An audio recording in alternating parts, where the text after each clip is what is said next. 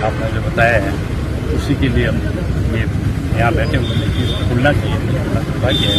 आपको ध्यान है, मैंने यहाँ आते ही यहाँ पे एसपी साहब को मौके पे बुलाया, कलेक्टर साहब को मौके बुलाया और मौके बुला करके जो बातें थी वो सारी बात उनको बता दी है कि आपने क्यों नहीं हुआ। आपने जहाँ जिसने मुलजिम ने वहाँ पे हाई कोर्ट में उसके सामने नार्को टेस्ट के लिए जो वकील खड़ा किया है, तो सरकार का वकील खड़ा क्यों नहीं हुआ। तो उन्होंने अभी मैंने बात की है, अभी तुरंत उन्होंने फाइल के लिए एसपी साहब की कहा है आधे घंटे में फाइल जो वापस नार्को टेस्ट के लिए आगे भेजने के लिए आधे घंटे के अंदर फाइल एसपी तैयार करके कलेक्टर को भेजेंगे और आज 2 घंटों में ये सारी कार्रवाई करके इनका अधिकारी, पुलिस का अधिकारी सामने जाकर के कोर्ट में वकील करके जो इन्होंने किया उसके लिए सामने करके उसके लिए कार्रवाई। इन्होंने आज 2 घंटे का कहा है, लेकिन 8 दिन में इन्होंने क्या प्रोग्रेस की ये आपको बताया? मैंने आपने 8 दिन के कह रहे हो, मैंने उनके पास फॉरवर्ड जो जिस दिन से ये हुआ उसी दिन से मांगी है कि आपने जिस समय कोर्ट में गए, जो सामने कोर्ट में गया तो कोर्ट के अंदर आपके क्यों नहीं सामने वकील खड़ा किया।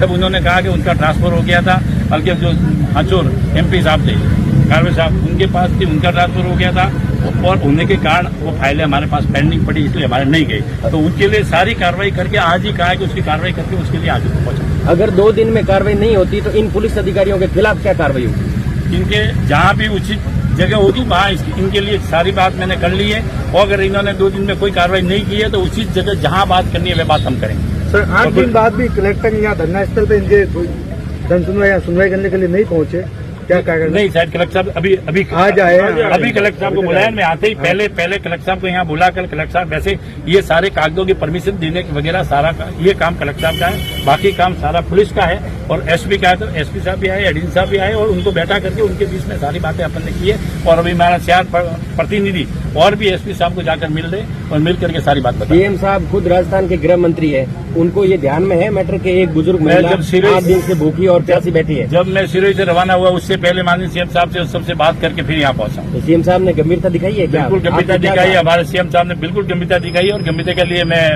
उनके लिए जितनी कार्रवाई होगी वो उसके लिए होगी। अभी हम 5 प्रतिनिधि है, जाकर के यहाँ सारी बात सबके सामने भी होगी, आपके सामने आप खुद खड़े थे, जितनी बातें सारी करनी थी वो हमने की है। एक बात पुलिस से पूछी है और भी आगे अभी प्रतिनिधि जाकर के कलेक्टर साहब से और एसपी साहब से। इस मामले में पॉलिटिकल स्टैंड तो नहीं है, कहीं राजनीतिक दबाव तो नहीं चल रहा है? और नहीं आया, सारे मंत्री जी यहाँ पर आने से तो कार्रवाई नहीं हुई ना।